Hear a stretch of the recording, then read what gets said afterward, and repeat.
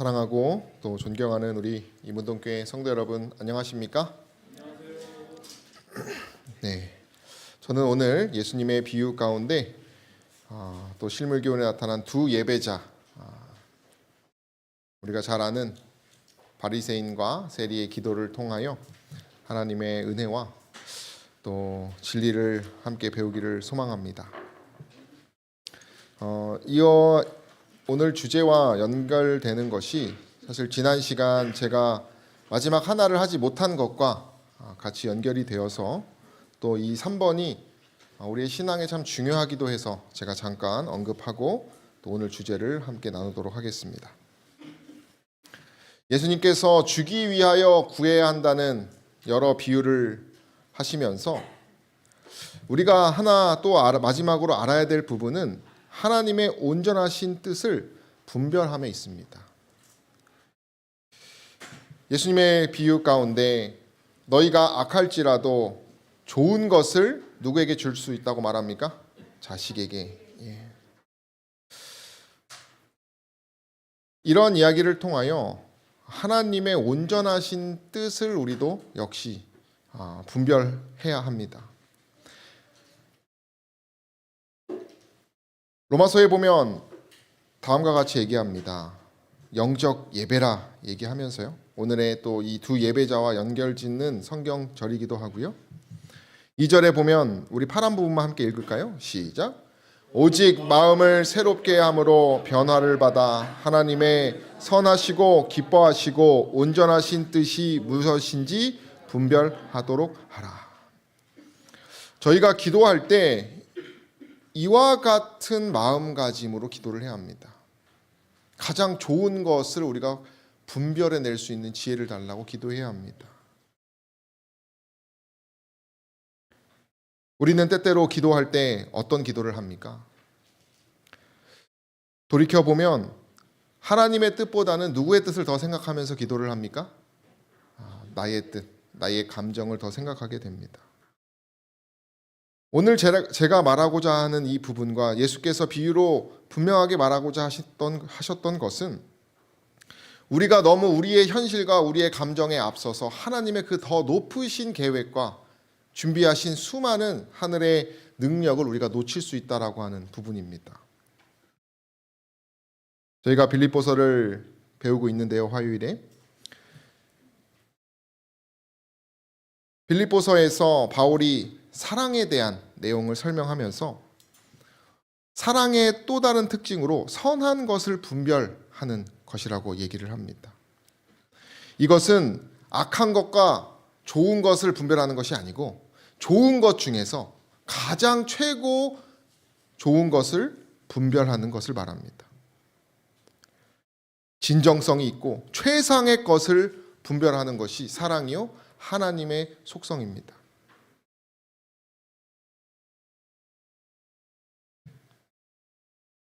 영감의 글에는 분명히 얘기합니다. 은혜 안에서 자라나지 못하고 신령한 재능으로 가장 높은 표준에 도달하고자 노력하지 않는 자들은 정복당한다고 얘기합니다. 우리의 기도 역시도 우리의 신앙 역시도 가장 높은 하나님의 그 이상과 하나님의 생각을 분별하면서 그분이 가장 깊이 가장 최고로 영광을 받으실 만한 것을 우리는 분별하며 신앙하며 또 기도해야 한다는 것입니다. 왜냐하면 우리의 신앙이 그렇지 않으면 이 마지막 부분처럼 우리의 불과 같은 뜨거운 시련이 있을 때 어떻게 되는 것이에요? 우리가 곧게 설 수 없다는 것입니다. 정금처럼 나올 수 없다라고 하는 사실 때문에 그런 것입니다. 너무 극단주의자 아닙니까? 어떻게 내 인생을 다 하나님께 송두리째 바칠 수가 있습니까? 저희 자식들은 어떻게 합니까? 우리가 수많은 그런 생각을 하면서 적당하게 제 한 지인은 자신은 신앙을 적당히 하는 여자를 만나고 싶다 그랬어요. 그리고 결혼을 실제로 그런 청년과 했습니다. 그리고 살아가는 과정이 뭔가 약간 어긋난 것처럼 살아갑니다. 물론 그 역시도 하나님의 섭리가 있겠지만은 우리가 기도할 때 있어서 하나님의 뜻대로 분별하며 하나님의 뜻은 가장 높은 표준이라는 것입니다.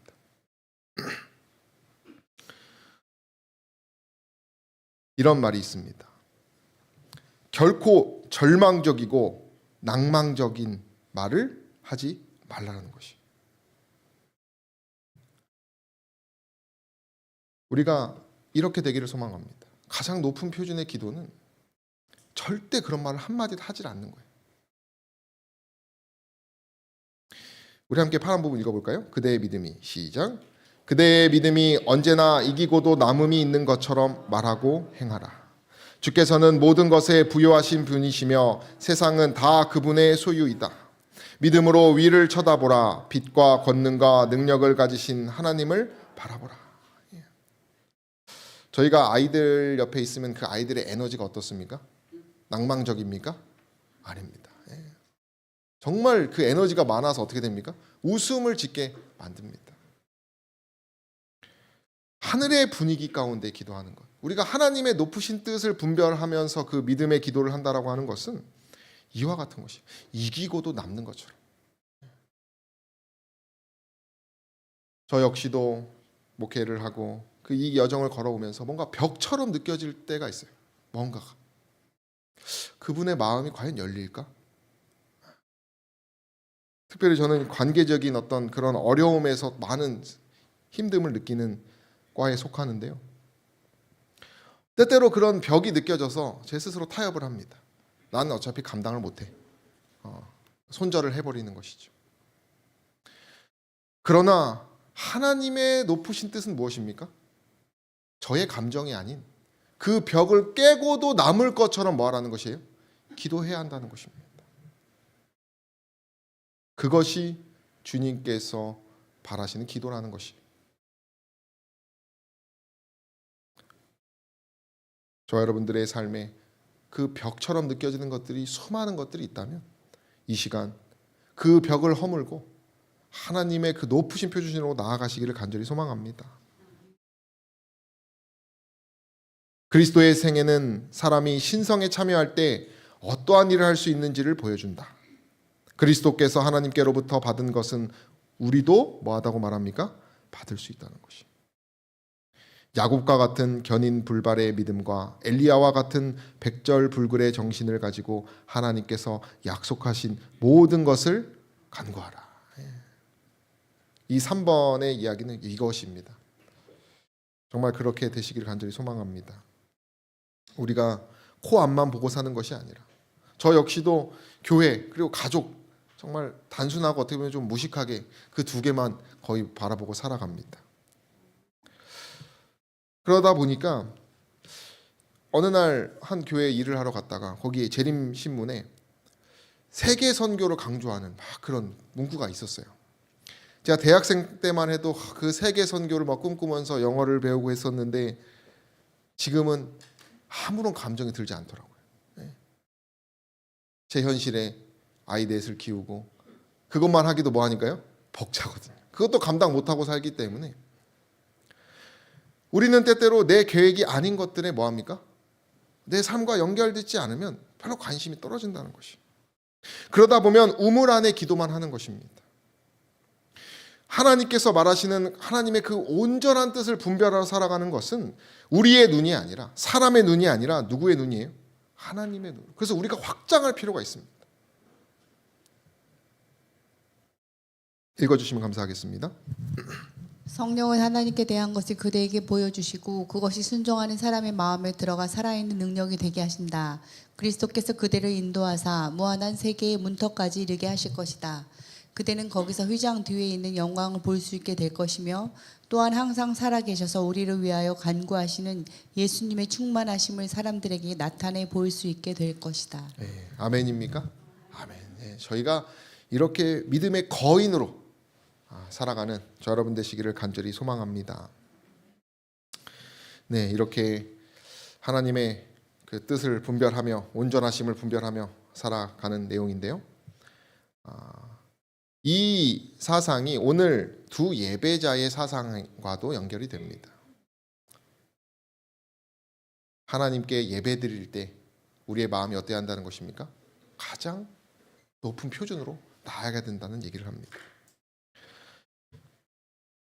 예수님께서 바리새인과 세리를 비유로 말씀하셨습니다.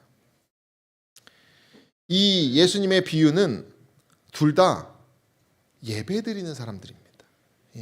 둘 다 예수 그리스도를 의지하는 사람들입니다. 아까 말한 것처럼 선한 것과 악한 것을 구별하는 것이 아니라 선한 것 중에 가장 좋은 것을 하는 것이 영적인 사람들에 대한 이야기입니다. 뭐 우리가 잘 알기 때문에 누가복음 18장 9절부터 14절에 그죠? 바리새인과 세리의 기도를 비유합니다. 한 사람은 저 사람보다 낫다고 기도하고 그죠? 한 사람은 나는 죄인이요 하고 기도하죠.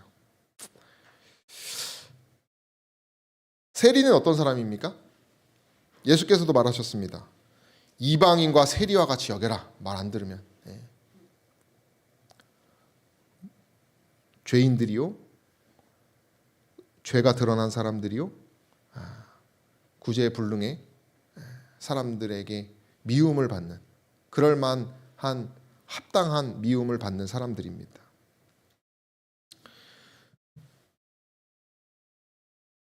그러나 예수께서는 이 세리의 죄인의 친구라고도 하셨습니다. 그리고 또 마태복음에 보면 세리와 창기가 무엇입니까? 창녀와 뭐 그런 몸을 파는 정말 더러운 죄를 짓는 그런 사람들이 오히려 더 믿음을 가졌다라고 비유를 하십니다. 반면에 의롭다고 하는 사람들은 예수 그리스도를 믿지 않았다라고 얘기를 하십니다. 바리새인과 세리의 기도는 그런 비유를 통해서 죄인이라 할지라도 정말 용서받을 수 없는 죄인이라 할지라도 그의 심령에 진정한 겸손과 하나님에 대한 온전한 믿음이 있으면 뭐 한다는 것이 받아주실 것이며 저와 여러분들이 혹여나 바리새인과 같은 마음이 있다면 뭐 하라는 것입니까? 회개하라고 하는 비유입니다. 제가 이 주제를 가지고 한 설교를 어떤 분이 하시는 걸 들었어요. 근데 거기서 참 인상 깊었던 이야기가 여러분 회개는 누가 제일 하기가 힘들까요? 죄인이요? 예. 착한 사람이 회개하기가 제일 힘들답니다. 착한 사람. 가족도 신앙 잘하고요. 봉사도 나름 잘하고요. 덕도 있고요. 헌금도 잘 내고요. 딱히 회개할 게 없어요. 나름 잘 살고 있는 사람들입니다. 그런 분들 계십니까? 무난하게 살아온 것입니다. 신앙도 잘하고 뭐 이렇게 빠지는 거 없는 것처럼 보이고 감사가 넘치는 삶. 여러분 감사한다고 다가 아닙니다. 바리새인도 감사했어요. 그죠? 바리새인 역시 감사가 넘쳤습니다. 삶이. 그러나 이 바리새인의 마음엔 뭐가 없었습니까? 나는 딱히 회개할 게 없다고 생각했던 사람이에요. 전 그것이 저가 아닌가 생각이 들었어요. 저도 가만히 생각해 보니까 딱히 이렇게 크게 죄 지은 게 없어요. 제가 이 설교를 준비하면서 얼마나 감사했는지 몰라요. 제 주제 파악이 다시 되더라고요.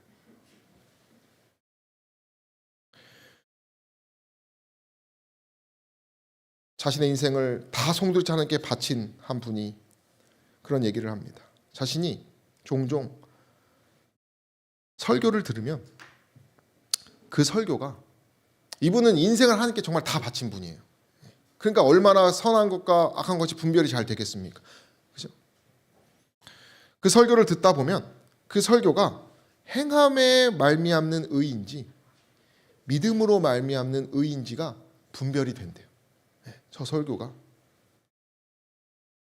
그러니까 좋은 설교인지 나쁜 설교인지 분별이 된다는 것입니다. 그런데 그분이 자신이 이 바리새인의 기도를 보면서 묵상을 해보니까 그것을 분별하는 자기의 의에 자신이 빠졌다는 것을 그분이 고백하시더라고요. 그럴 수 있을까요? 열심히 사는 사람들, 정말 하나님을 위하여 열심히 헌신하는 사람들은 헌신하지 않는 사람들을 잘 알 수도 있습니다. 그죠? 그리고 과거의 자신의 모습을 또 알기 때문에 더 빨리 분별할 수가 있습니다. 그러나 그런 것이 잘못되면 뭐 한다는 것입니까? 남을 정죄하는 것에 자신이 치우쳐버린다는 것이죠. 조건적인 은혜만 있는 것입니다. 무조건적인 은혜는 없습니다. 그런 사람들의 마음에. 그런 의에 자신의 의를 자부하는 마음에는 참된 예배의 정신이 부족하다는 것입니다. 그의 삶이 아무리 선하고 칭찬받을 만한 것이라 할지라도 그런 사람들이 하나님의 연단하시는 불 앞에서는 어떻게 된다는 것입니까? 다 소멸되어 버린다는 것이. 저 여러분들은 어떻습니까? 우리는 세리와 같은 기도를 하고 있습니까? 아니면 바리새인 같은 기도를 하고 있습니까? 예수께서 이 비유를 하시면서 자기를 의롭다고 믿고 다른 사람을 멸시하는 자들에게 이 비유를 하셨다라고 합니다.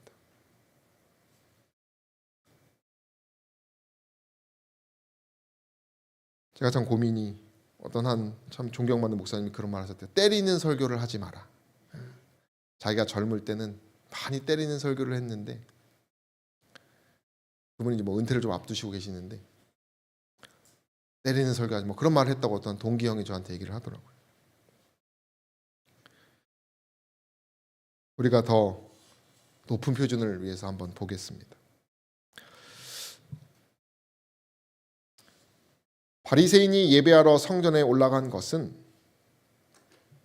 왜 올라갔다고 말합니까?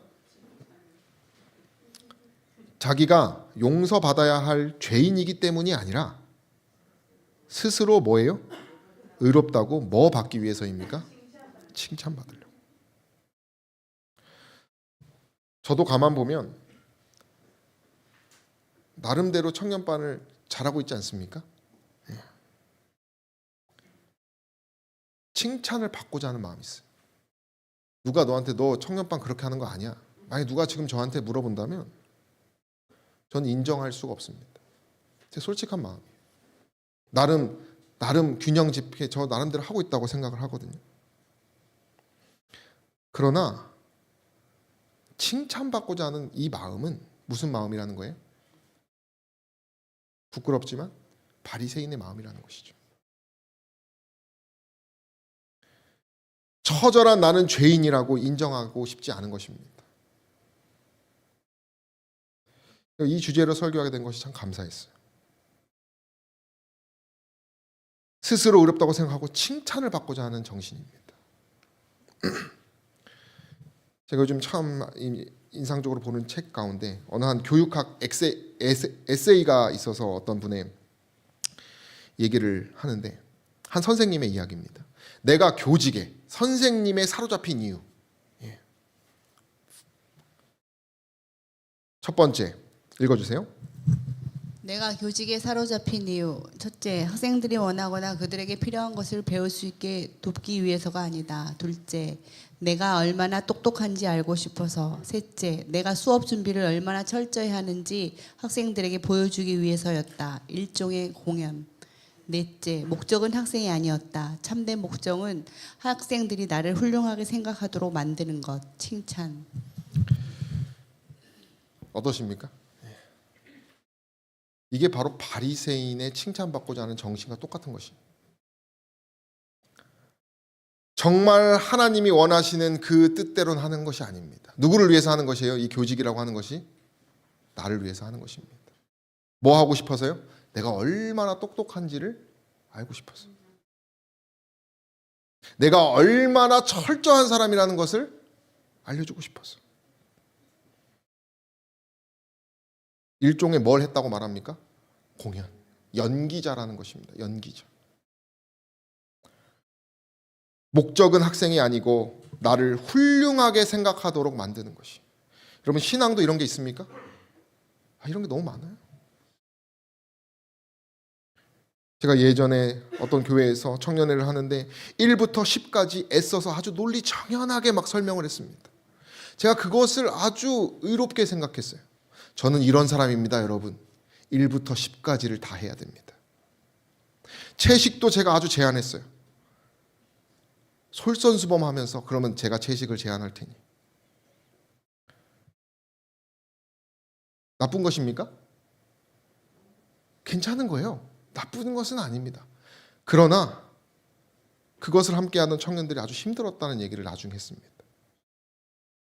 저는 호흡을 같이 맞추는 게 아니라 저는 뭐하다는 것을 드러내고 싶었어요. 모범적이고 아주 의롭고 아주 성실하게 일을 하는 사람이라는 것을 누구에게 알려주고 싶었어요? 학생들과 청년들로부터 듣고 싶었던 것입니다. 그러니까 제가 그걸 자꾸 강조하는 것입니다. 그냥 하면 되는데.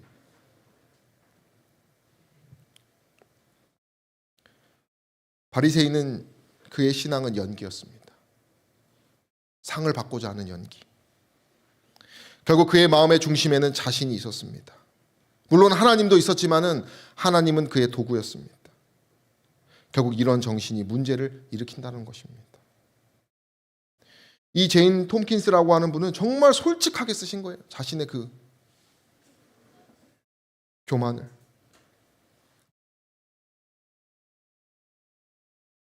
읽어주시면 감사하겠습니다. 그는 자기의 예배가 자신을 하나님께 칭찬받을 사람으로 추천하는 행위로 생각하는 동시에 사람들로 자기의 신앙을 우러러보게 하려고 하였다. 그는 하나님과 사람의 은총을 받고 싶어 했다. 그의 예배 행위는 이기심에서 발단된 것이었다. 그리고 그의 생각은 자기를 칭찬하는 마음으로 가득 찼다. 그의 태도, 그의 행동, 그의 기도가 그러하였다. 이것이 바로 바리새인의 신앙이라는 것입니다. 어떠한 청년이 저한테 그런 말 했어요. 뭔가 저한테 자꾸 트집이 잡혔는지. 목사님은 제가 집에서 얼마나 잘하는지 몰라요. 막 그래요.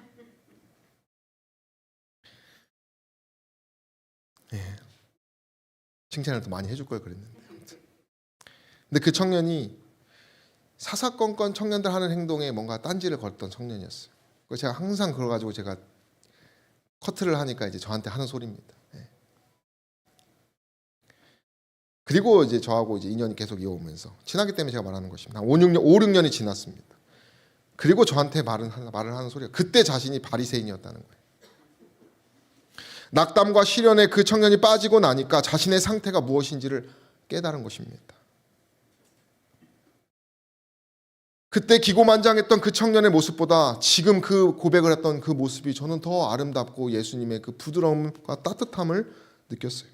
아나 무인으로 정말 그렇게 사는 것보다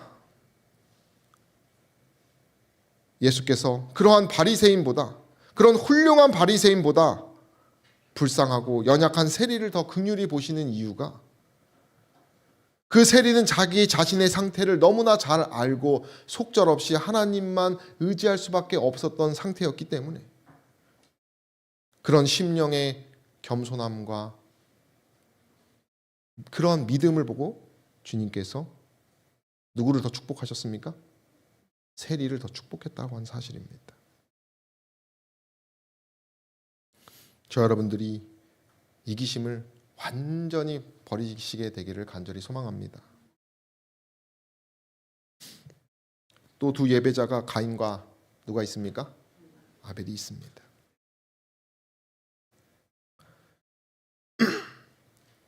읽어주시면 감사하겠습니다. 그는 자기의 의존의 길을 택하였다. 그는 자기의 공로를 가지고 나오려고 하였다. 그는 양을 가져와서 그 피와 함께 제물을 드리려 하지 않고 자기의 소산, 자기의 노력의 생산물을 드리고자 하였다. 그는 하나님께 대한 호의의 표시로 자기의 제물을 드렸으며 이것으로 그는 하나님의 승인을 얻으려고 기대하였다.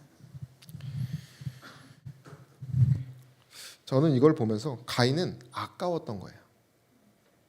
뭐가 아깝습니까? 내가 이뤄놓은 의가 아까운 것입니다. 그걸 포기하는 게 아까운 것이에요.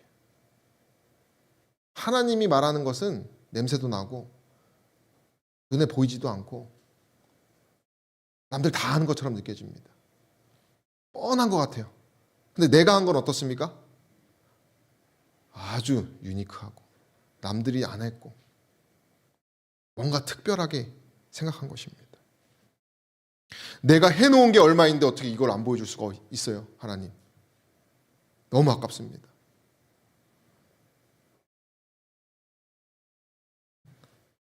가인 역시도 뭐를 얻으려고 기대해요? 하나님의 칭찬. 그분의 승인을 받고자 하는 정신. 그건 예배의 정신이 아니라는 것입니다.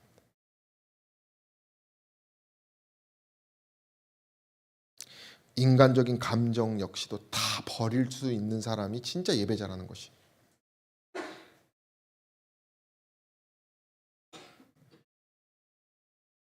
읽어주시면 감사하겠습니다. 그는 내게 가까이 하지 말라 나는 너보다 거룩함이니라 는 태도로 다른 사람에게서 멀리 떨어져 따로 서서 기도하였다. 그는 자기 만족에 도취되어 하나님도 사람도 다 같이 자기를 보고 틀림없이 만족해 하리라고 생각하였다. 어떤 한 리서치에서 소속 없는 신앙인들이 늘어난다고 하는 발표가 있었습니다. 우리가 잘 아는 가나안 성도죠. 안나가 성도. 그들이 그 어떤 교회에 소속하지 않는 이유는 맹목적인 충성과 강요, 억지 아멘, 대형 교회일수록 그런 것이 너무 많았다고 합니다. 제가 어떤 한 교회를 떠나셨는데요, 그분이 하는 집회에 참석했을 때 그분의 아주 가까운 한 분이 박수 치는 것을 막 그 분위기를 올리려고 그 설교 중에 막 강요하는 모습을 제가 보았어요. 그분의 부인이었습니다. 영혼 없이 막 박수를 치고 마치 생방송 스튜디오에서 그 박수 막 유도해서 하는 것처럼 그런 어떤 분위기 가운데 있는 것을 보았어요.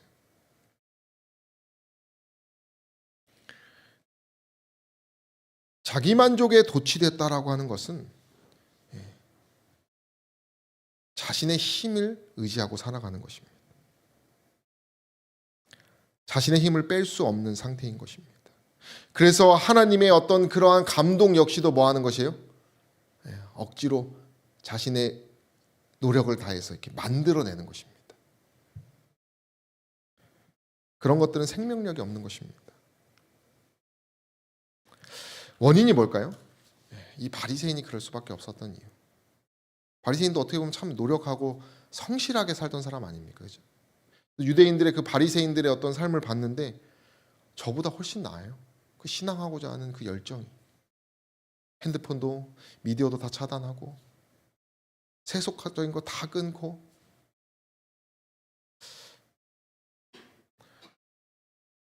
왜 그들의 그 원인이 무엇일까? 읽어주시면 감사하겠습니다.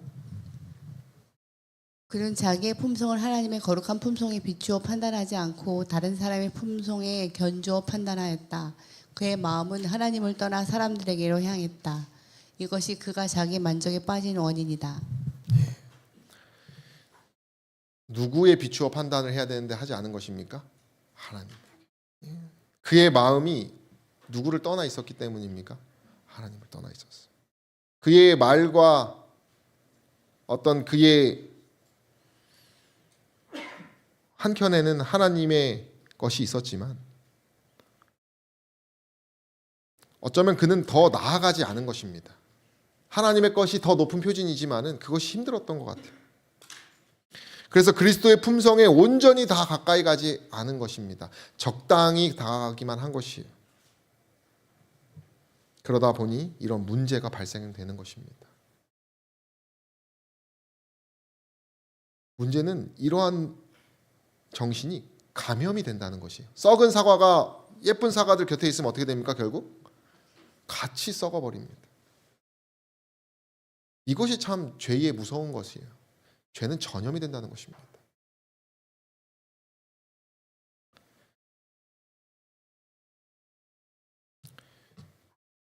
바리새인은 자신의 마음을 하나님께 늘 주지 않았습니다. 한 청년이 저에게 교회는 곁을 내주는 목사님을 좋아해요 이런 말을 하더라고요. 아마 친근한 사람이 편하니까 그런 것 같습니다. 근데 우리 예수님께서요, 이런 말을 하십니다. 볼지어다 내가 문 밖에 서서 두드리노니 누구든지 내 음성을 듣고 문을 열면 내가 그에게로 들어가 그로 더불어 먹고 그는 나로 더불어 먹으리라. 이거 보면은 하나님은 어떤 분입니까? 함께 뭐 하시는 분이에요? 먹는 분이에요. 친구 같은 느낌을 저는 여기서 받았습니다. 바리새인이 놓쳤던 것은 일상이 그분과 동행하지 않음에 있던 것입니다. 저 여러분들의 환경이 바뀌면 하나님께 더 잘할까요? 더 이전에 어렵고 냉랭했던 그런 관계가 회복이 될까요? 어쩌면 우리가 바라고 있는 이 새로운 교회가 지어진다 할지라도 우리가 하나님과 동행하지 않는다면, 그분과 더불어 먹고 그는 나보러 더불어 먹는 그러한 하나님과의 온전한 동행을 하지 않고 교회만 지어진다면 어떻게 될까요?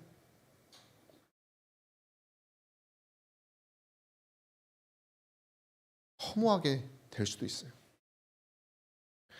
진짜 사랑하는 관계에는 장소가 상관이 없다고 합니다.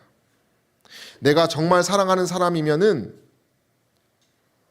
그 사람과 시간을 보내는 것에 만족할 수도 있다는 것이, 그 장소가 어디든 간에.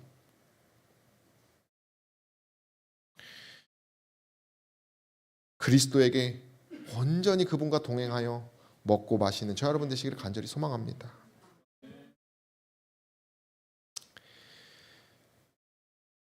바리새인이냐 세리냐의 기준의 분별은 뭘까요? 그것은 다른 사람들을 멸시하는 것입니다. 딱 거기에 드러나는 것입니다. 다른 사람의 의가 낮을수록 그만큼 자기 자신은 더욱 의롭게 보였던 것이다. 그의 스스로 의롭다는 생각이 남을 비난하게 만들었다는 것입니다.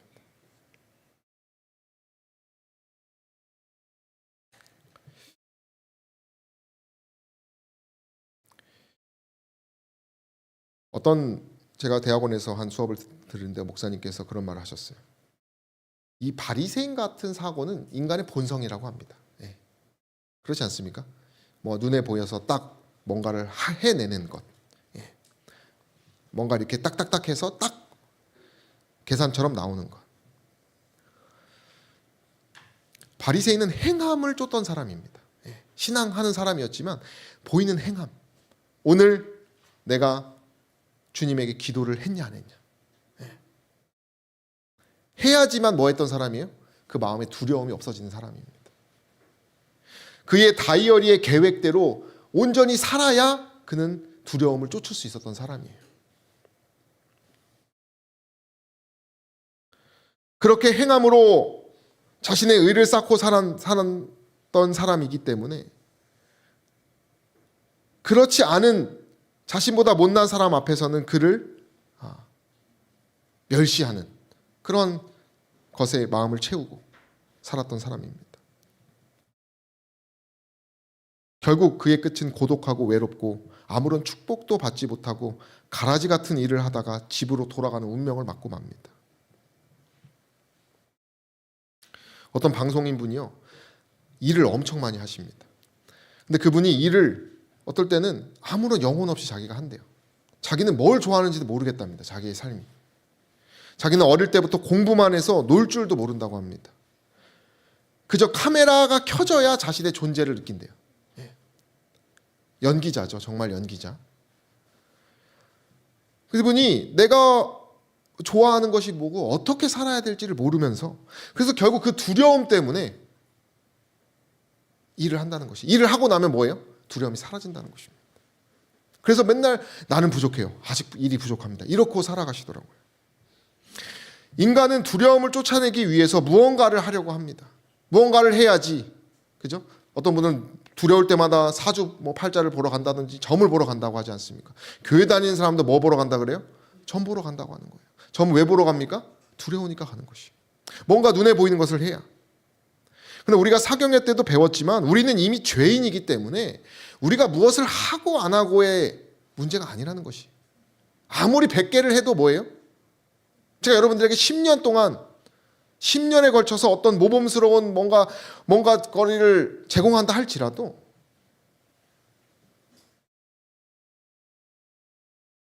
저의 심령이 그 의에 취해 있다면 허무한 것이에요. 바리새인 역시도 두려움 때문에 그런 행함을 쫓았습니다. 같은 두려움을 느끼는 세리는 인간적인 두려움을 느꼈겠지만 그는 뭘 쫓았어요? 하나님을 쫓았어요.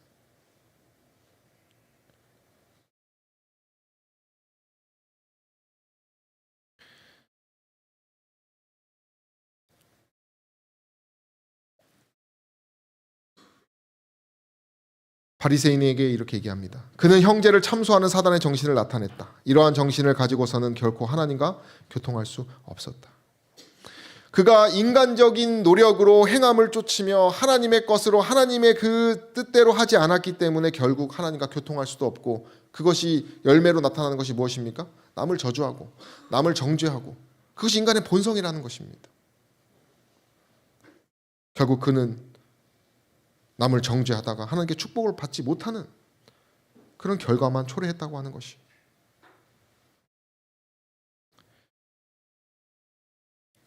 바리새인들이 하나님의 나라가 어느 때에 임하니까 묻거늘. 예수께서 뭐라고 하셨습니까? 하나님의 나라는 어디에 있다고 말하셨어요? 안에 있다는 것이. 우리 안을 잘 단속해야 한다는 것입니다.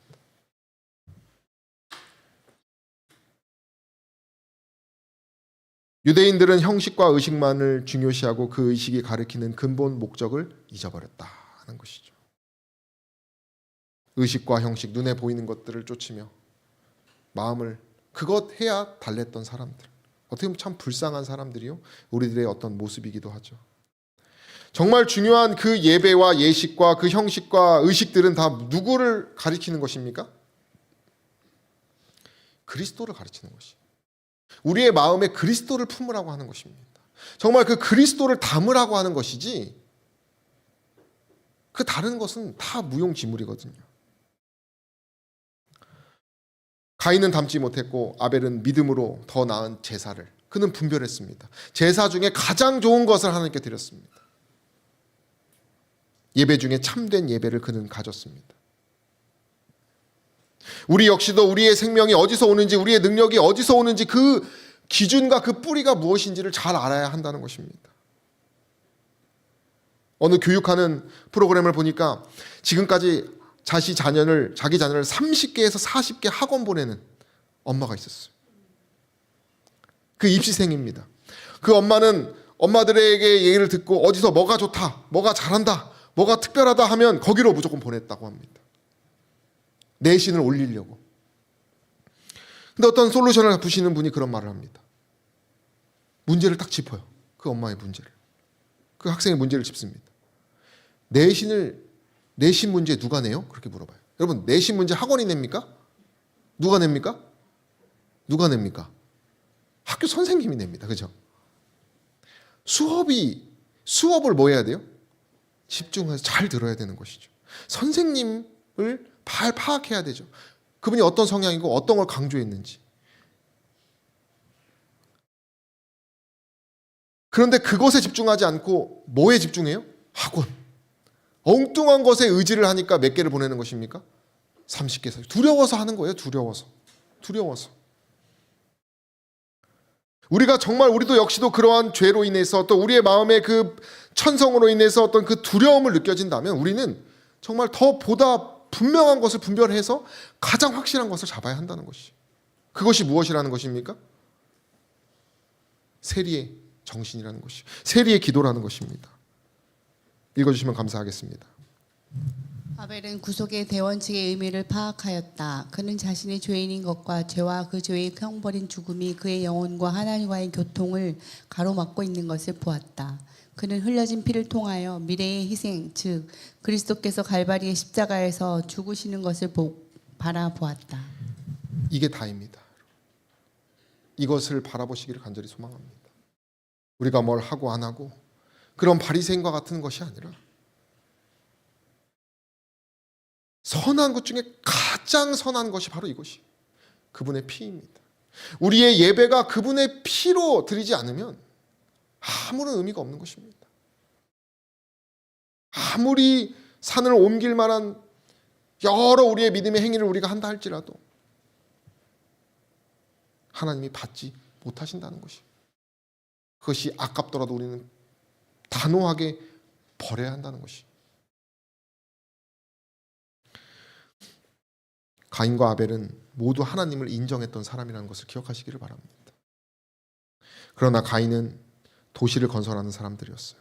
장자의 이름을 따서 도성을 건축했던 사람입니다. 그의 후손들은 세속적이고 물질적인 발전에 있어서는 탁월했던 사람들입니다. 그러나 그들은 하나님에 대해서 무관심했습니다. 결국 죄를 짓고 자신의 안정을 보장받으려고 하나님을 인정했던 사람입니다. 여러분, 노아의 때에 물질, 돈, 우상, 물질이 다 우상, 그걸 우상이죠. 그것이 하나님의 대표문이라고 믿었어요. 돈을 많이 버는 것이 하나님의 축복이요, 하나님을 더 잘 알 수 있다고 믿었습니다. 한 기독교 방송에서 한 배우가 나와서 이런 얘기를 해요. 집값, 자신이 미국에서 일을 하다가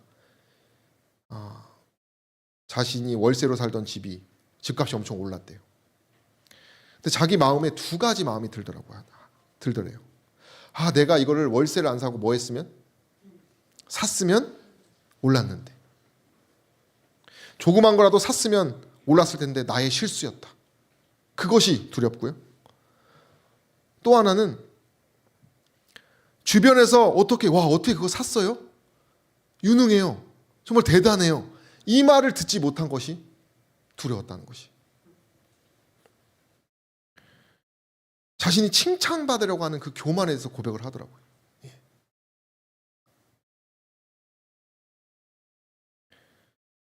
가인의 정신은 그런 물질적인 것에 마음이 이랬다 저랬다 했던 사람이에요. 가인의 족보를 살펴보면 유발은 수금과 퉁소를 잡는 사람이었습니다. 두발 가인은 구리와 쇠로 여러 가지 기구를 만드는 사람이었습니다. 그들의 가인의 후손들은 세속적이고 물질적인 발전에 있어서는 아주 탁월했던, 그들 역시 하나님을 인정했지만 그들의 방향성은 그랬다는 것이 하나님에게는 무관심했던 사람입니다. 아벨은 어떻습니까? 천막이나 오두막에 거주합니다. 양치는 생활을 합니다. 땅에서는 외국인과 나그네로 살아갑니다. 하늘에 있는 더 나은 본향을 사모했던 사람들이에요.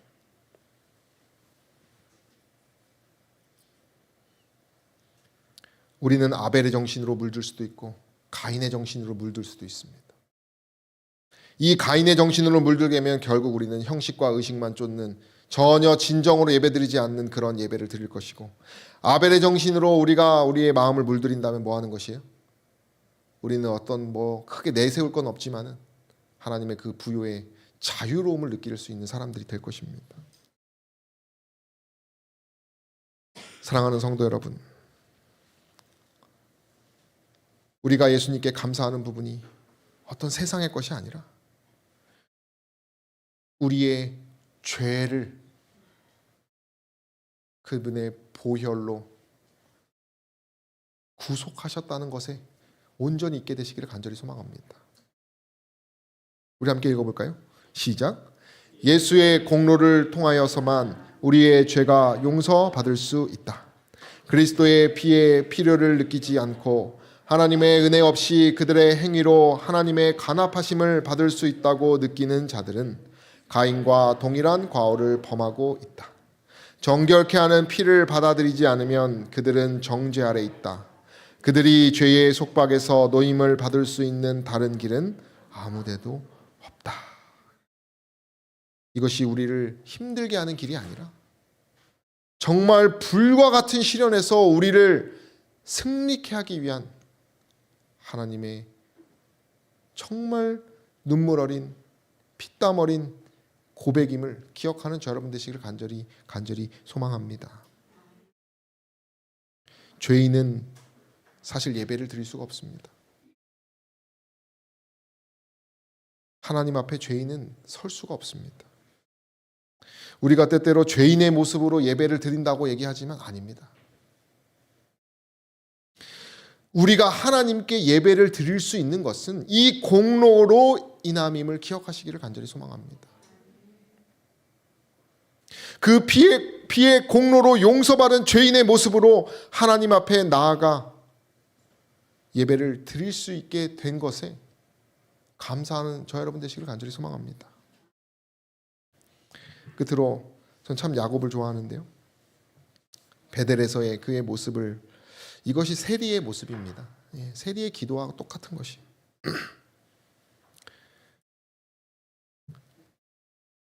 절망의 어두움에 그의 영혼을 억눌러 그는 기도할 용기조차 없었다. 그러나 그는 심히 외로워서 전에는 결코 느껴보지 못했던 하나님의 보호의 필요를 느꼈다. 우리 함께 읽어볼까요? 깊은 겸비로. 시작. 깊은 겸비로 눈물을 흘리며 그는 자신의 죄를 자복하고 그가 완전히 버림을 당하지 않았다는 어떤 증거를 간청하였다. 그래도 그의 번민하는 마음은 위안을 찾지 못하였다. 그는 자신감을 다 잃어버리고 그의 조상의 하나님이 자신을 버리셨다고 두려워하였다. 그런 중에 무엇을 본 것입니까? 사다리를 본 것입니다. 어떠한 상황에도 하나님의 사다리가 있다는 것을 기억하는 저 여러분 되시기를 간절히 소망합니다. 그래서 저 여러분들이 매일 다시 회복하고 나아가시게 되기를 간절히 소망합니다. 우리의 예배가 참된 예배가 되기를 간절히 소망합니다. 그런 승리하는 하나님께 진정으로 예배드리는 저 여러분 되시길 간절히 바라며 말씀을 마치겠습니다.